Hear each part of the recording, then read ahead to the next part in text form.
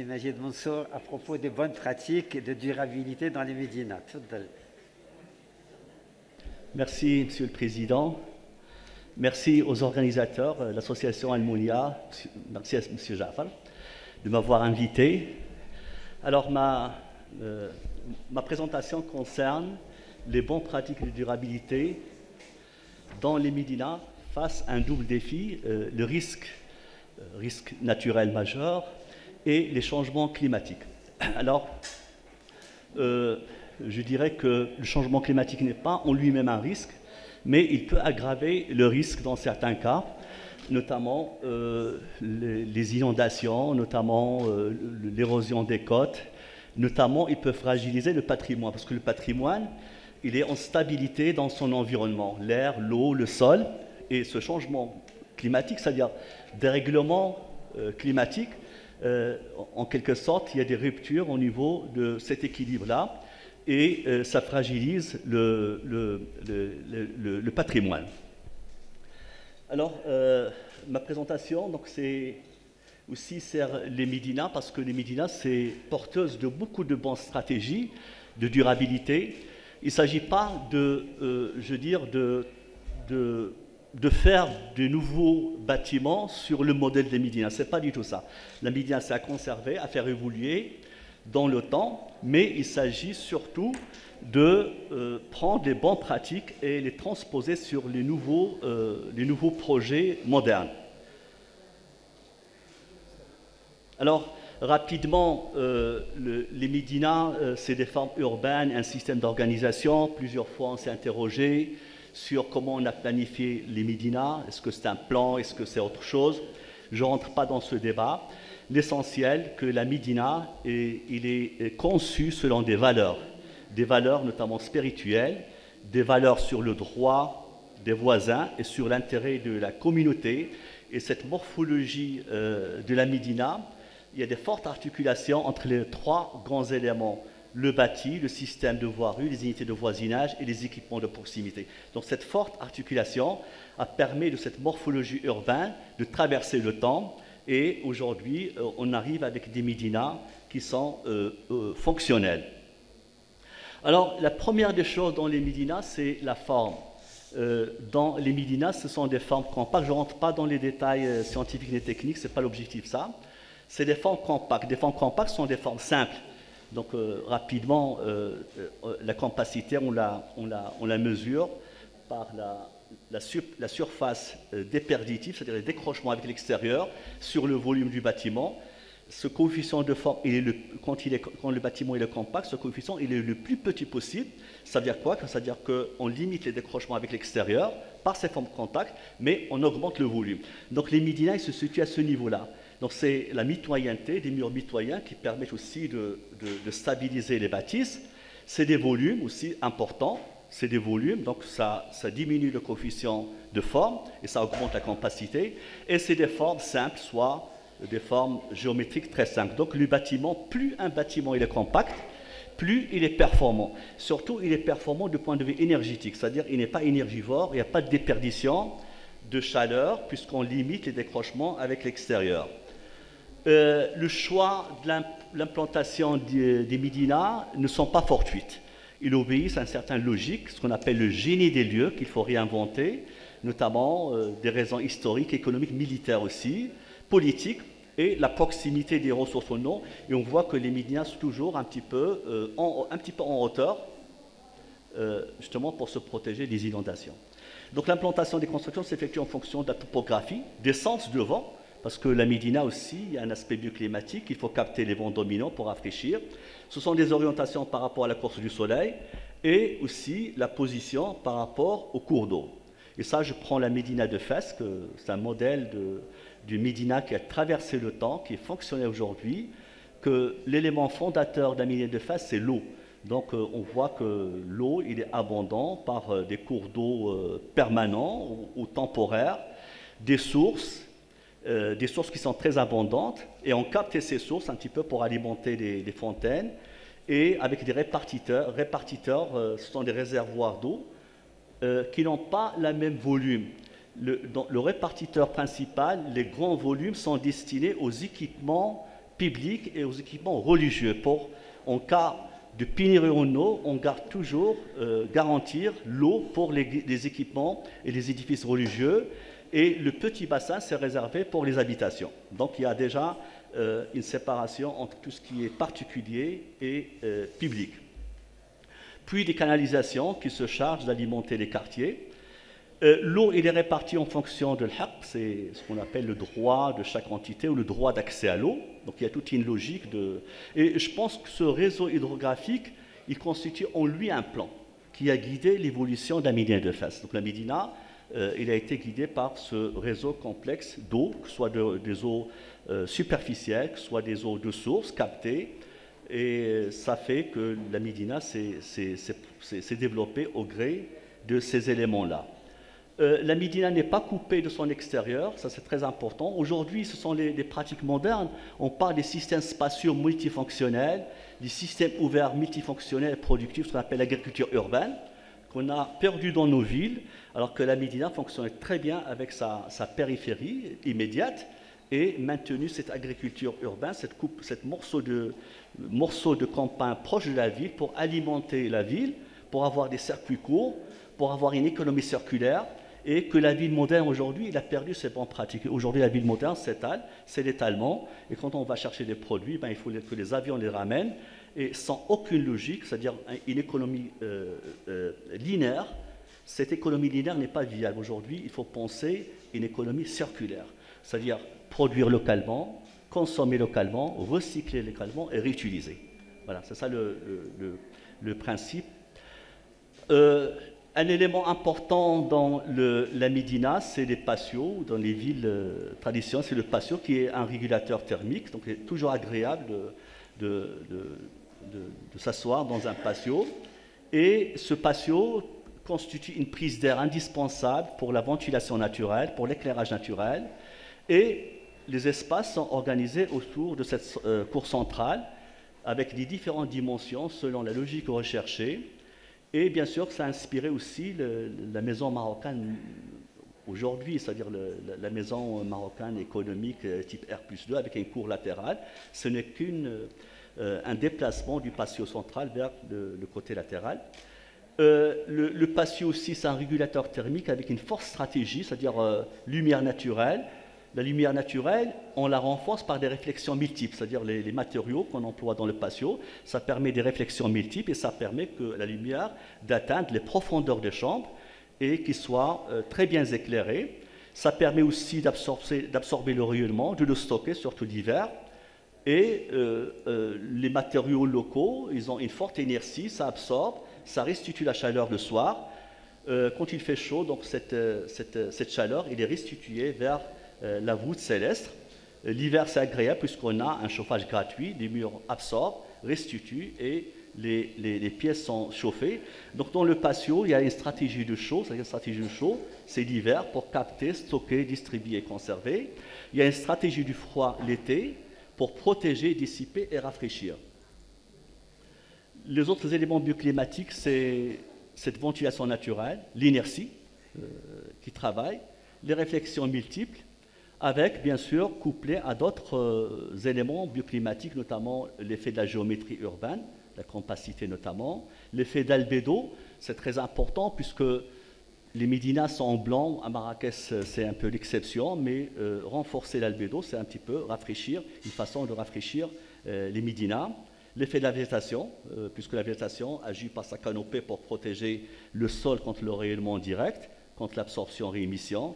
Et l'effet de l'eau, bien sûr, l'eau, il a une masse thermique élevée, il permet d'absorber la chaleur de l'air, retirer la chaleur de l'air, et quand l'air traverse un bassin d'eau, il sort rafraîchi, tout simplement. Voilà, ce sont des stratégies qui ont été développées dans la Médina et non pas dans l'architecture moderne bioclimatique. On dit bioclimatique. C'est la Médina qui a développé ces principes de base et malheureusement qu'on a perdu.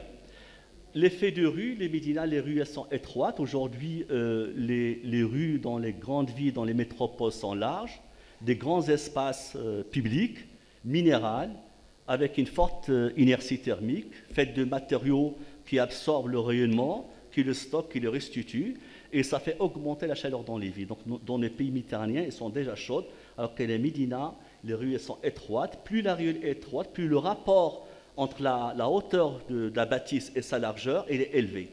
Donc ça veut dire quoi? Ça veut dire une faible exposition aux radiations solaires. Donc ça garde la fraîcheur. Et même la nuit, ça se refroidit doucement, pas rapidement en quelque sorte. Donc même l'hiver, des fois, la Médina garde la chaleur parce que le peu de rayonnement qu'il va capter, il aura du mal à s'élever vers le ciel. Voilà. Donc souvent les Médinas, ils sont plus fraîches l'été et ils sont plus chaudes l'hiver. Ce qui nous induit un phénomène aujourd'hui qu'on appelle les îlots chaleur urbains. Les îlots chaleur urbains, c'est-à-dire aujourd'hui, ce n'est pas un changement climatique, non. Si on mesure la température à l'intérieur de la ville, à l'extérieur, toujours les températures dans la ville sont toujours plus chaudes. On est toujours des températures qui sont plus importantes qu'à l'extérieur. Pourquoi? Parce que dans la vie, c'est minéral, ça absorbe, c'est l'inertie thermique, ça absorbe, ça restitue, ça fait augmenter la température. Donc, comme Marrakech, ils disent par exemple l'été c'est 45 degrés, c'est 45 degrés dans la station qui est souvent, la station météorologique, qui est située à l'extérieur de la ville, dans un espace ouvert. Donc, si on mesure la même plage horaire, c'est 5 à 10 fois 12 degrés de plus qu'à l'extérieur. Et moi, j'ai encadré une thèse de doctorat là-dessus. On trouve jusqu'à 12 degrés de différence entre le point qui est situé à l'extérieur de la ville et à l'intérieur de la ville. Voilà. Donc aujourd'hui, il y a des modèles pour un petit peu reproduire le modèle de la Médina pour rafraîchir nos villes, notamment par les éléments végétaux, l'eau notamment, les matériaux à faible inertie thermique. Voilà, aujourd'hui, nos villes sont chaudes, vraiment. Vraiment, le changement climatique induit de multiples façons. Lui-même, ce n'est pas un risque. Le changement climatique, il fait que les villes sont plus chaudes, moins de précipitations, pas des moins de précipitations, des précipitations qui sont déréglées dans le temps. C'est-à-dire on a l'équivalent de 3 mois qui peut tomber en 3 jours. Donc ça va induire des inondations. L'été, nos villes sont très très chaudes. Aujourd'hui, la Médina, par les fontaines, on voit les enfants se prennent des plaisirs à se rafraîchir dans les fontaines. Alors que dans les villes, les métropoles modernes, aujourd'hui, on fait des grandes fontaines et les enfants viennent aussi se rafraîchir l'été.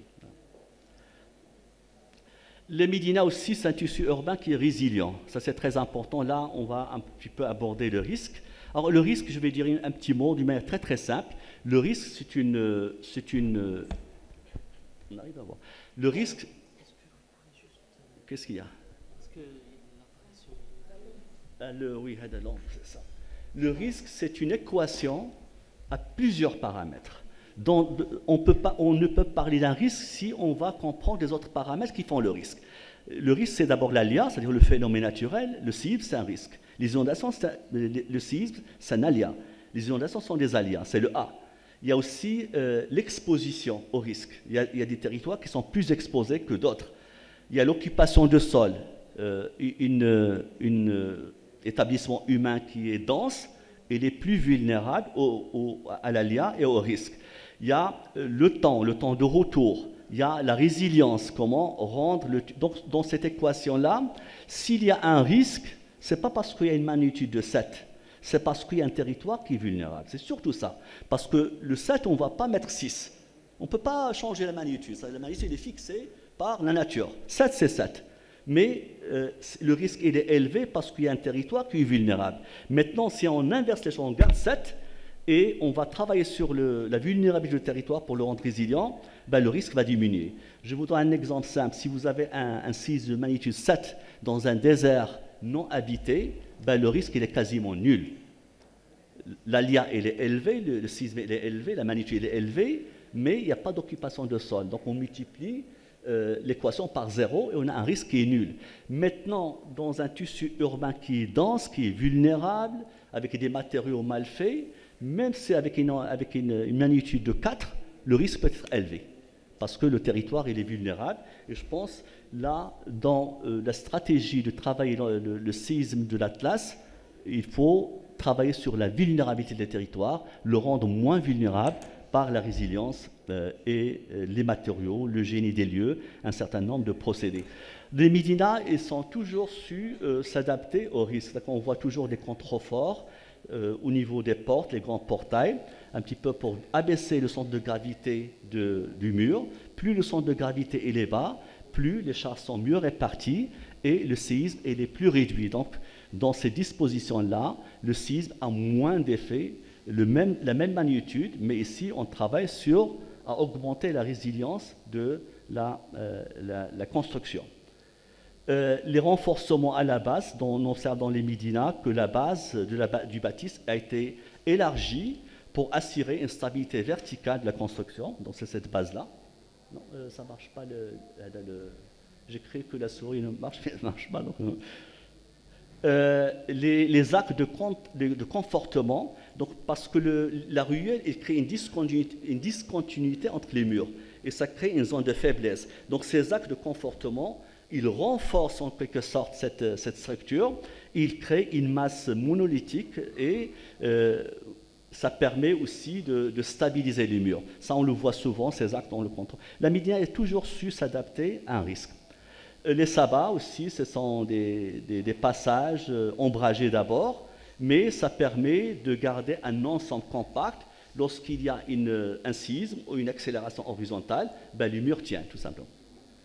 Les actes de décharge et les entourages d'ouverture, souvent dans les fenêtres ou les portes qui sont des zones de faiblesse, on voit des arcs de décharge.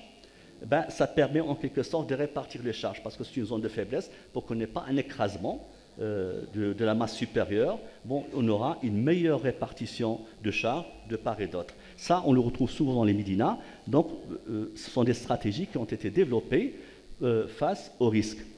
Les arcades et les tirants métalliques en bois, on le trouve souvent. Aujourd'hui, on parle de tirants d'ancrage en génie civil, mais c'est un modèle qui existait dans le Médina pour en quelque sorte solidifier et rendre le mur plus stable quand il y a des secousses et des vibrations horizontales. Voilà. Des fois, on trouve des escaliers de contrefort, des escaliers au bas de mur. Ben, c'est un escalier, mais il joue le rôle d'un confortement pour renforcer le mur, qu'il n'y a pas de basculement. Alors, pour conclure le retour d'expérience, quel enseignement pour une reconstruction post-séisme résiliente et durable? D'abord, la reconstruction du house doit être faite dans la durée. Il ne faut pas qu'il y ait une précipitation, c'est-à-dire demain on va construire des logements, ça ne marche pas. Il y a 3 étapes à respecter. Aujourd'hui, on a de l'habitat de l'urgence, c'est-à-dire on va reloger les gens sous des tentes. On ne peut pas faire mieux. Entre le logement final et la tente, il y a un logement intermédiaire. Parce que l'hiver arrive, la tente ne va pas tenir, les tentes ne sont pas isolées, peut-être des conteneurs qui sont isolés pour qu'ils passent l'hiver. Et je pense minimum une année, penser le logement final. Minimum une année. Pourquoi ? Parce qu'il faut d'abord stabiliser les lieux. Les lieux ne sont pas encore stables. S'il y avait tant de morts, ce n'est pas uniquement le séisme. Il y avait des glissements de terrain, il y avait des éboulements rocheux. Et aujourd'hui, les falaises sont assurées par des failles, par des fissures. Et avec l'hiver qui va arriver, donc l'eau il va tomber sur la falaise, au niveau des fissures, ça va créer des pressions interstitielles énormes, ça va éclater les parois, on aura des éboulements rocheux. Il y a même des gens qui sont morts par des éboulements rocheux qui venaient juste visiter les lieux. Donc d'abord, il faut stabiliser le terrain. Il ne faut pas aller construire maintenant. Ça, c'est la première des choses. Donc il y a au moins 3 étapes. La tente, l'habitat intermédiaire isolé et l'habitat durable dans une année ou 2. Le choix des sites résilients est sûr, c'est très important. Aujourd'hui, il y a des falaises qui sont fragilisées, juste une réplique ou de la pluie, ça va tomber. Il y a des pentes qui sont instables, c'est-à-dire des pentes qui sont fragilisées par l'accélération horizontale, et ces pentes deviennent des pentes instables, c'est-à-dire un chargement de l'amont de la pente permet à la pente de glisser tout simplement. Ça a été dit par mon collègue tout à l'heure, les sites là, on doit construire, je pense aujourd'hui, il faut faire une carte de microzone sismique. Alors que la carte de microzone sismique, ça peut prendre une année. C'est-à-dire, là, la carte de micro-résonance sismique, c'est une carte géotechnique qui permet d'identifier la nature du sol. Il y a des sols qui vont amplifier l'onde, il y a la topographie qui amplifie l'onde, et il faut éviter de choisir les sites qui vont amplifier l'onde sismique et aller vers des endroits plus sûrs. Ça ne sert à rien de construire aujourd'hui, et demain, on a une réplique, on a des effondrements, des fissures. Les matériaux locaux, il y a beaucoup de débats sur les matériaux locaux. Moi, je pense qu'il faut respecter la mémoire des lieux. Les matériaux locaux, ils ont fait leurs preuves. Bon, il y avait beaucoup de dégâts parce que des maisons en terre. Pourquoi? Parce que tout simplement, toutes les bonnes pratiques ont été perdurées. On a oublié les bonnes pratiques. C'est tout simplement, bien que la construction en terre, il y a les motifs berbères, mais la construction, le système constructif a été modifié. L'établissement, on n'a pas des archives pour dire la date des établissements humains dans l'Atlas. Mais je pense qu'on peut remonter facilement à 2000 ans. Est-ce que ça fait 2000 ans en arrière, il n'y avait pas de séisme? Je pense qu'il y avait des séismes, parce que l'Atlas, il est sismique. Ça, il faut le dire. L'Atlas, il est sismique, il y a une faille, le fuseau atlantique. Il a donné l'Agadir. Aujourd'hui, il a donné mais il a joué dans le temps. Et les gens, ils se sont développés un habitat avec les matériaux locaux antisismiques. Et d'ailleurs, s'il y avait des dégâts, parce qu'il y avait des modifications, notamment des toits lourds, des surélévations, des matériaux composites qui ont fragilisé les matériaux naturels. Oui, les matériaux naturels, oui, il faut juste les renforcer. Aujourd'hui, la science le permet, renforcer les nœuds entre les différentes structures et construire et respecter l'identité des lieux.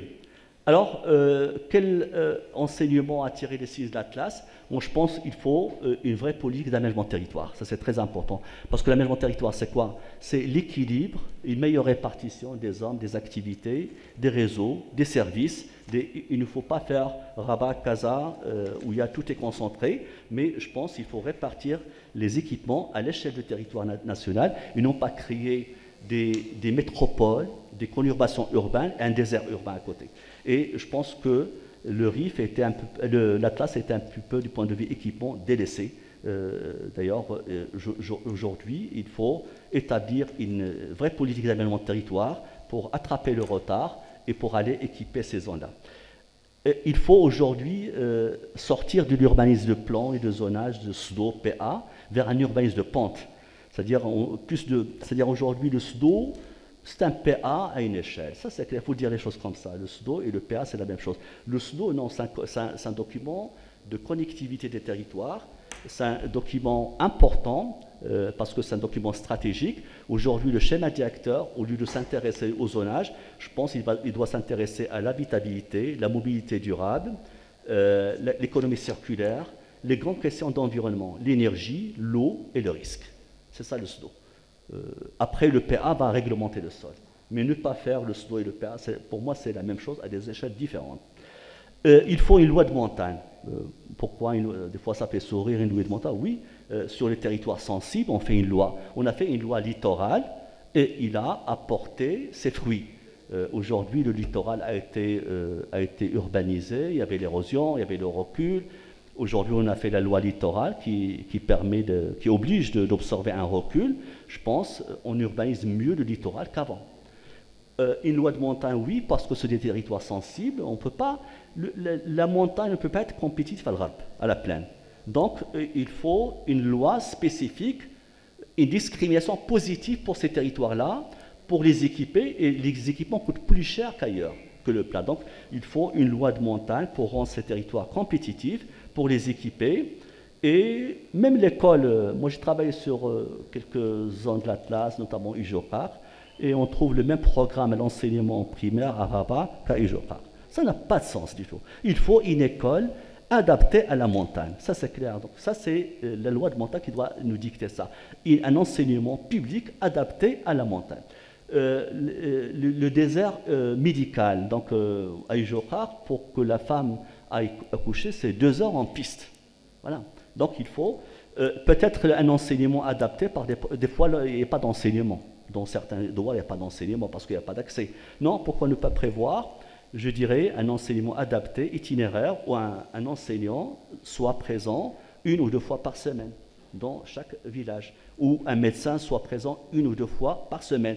Donc aujourd'hui, vraiment, il y a une réflexion sur la loi de montagne. Ça, c'est la loi de montagne qui doit préciser ces choses-là.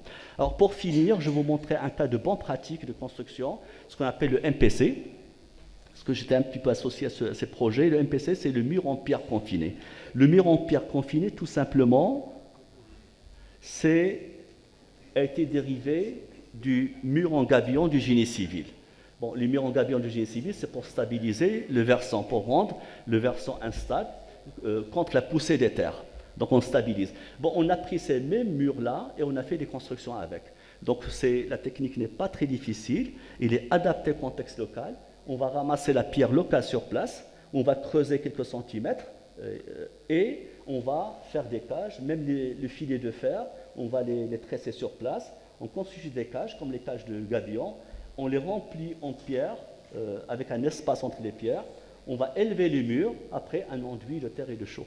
Alors, ces murs ont été développés dans les régions sismiques justement, parce que quand il y a une sollicitation sismique, une accélération horizontale, ben, le vide entre les pierres, il permet d'absorber l'onde, il permet de dissiper l'onde, il permet d'avoir, avec le fil de fer, ce mur plus ductile.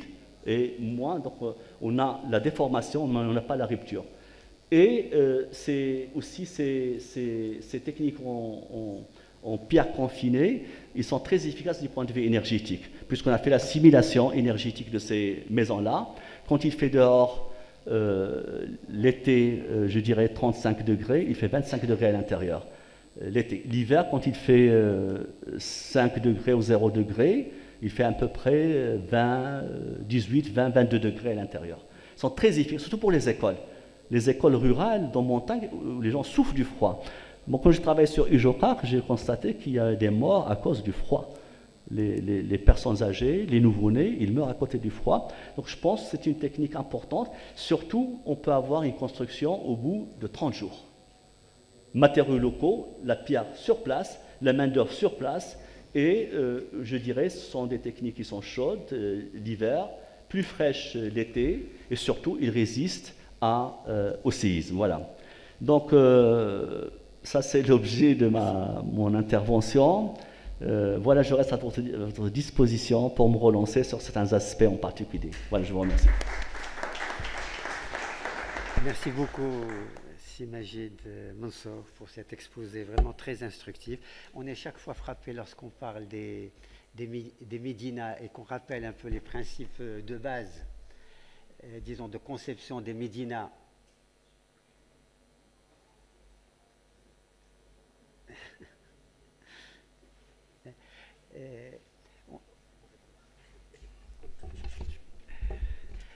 Je disais qu'on est frappé lorsqu'on rappelle un peu les principes de base pour la conception des médinas ou pour le choix des sites des médinas et qui, disons, montrent une cohérence dans le traitement des questions sociales, économiques, écologiques.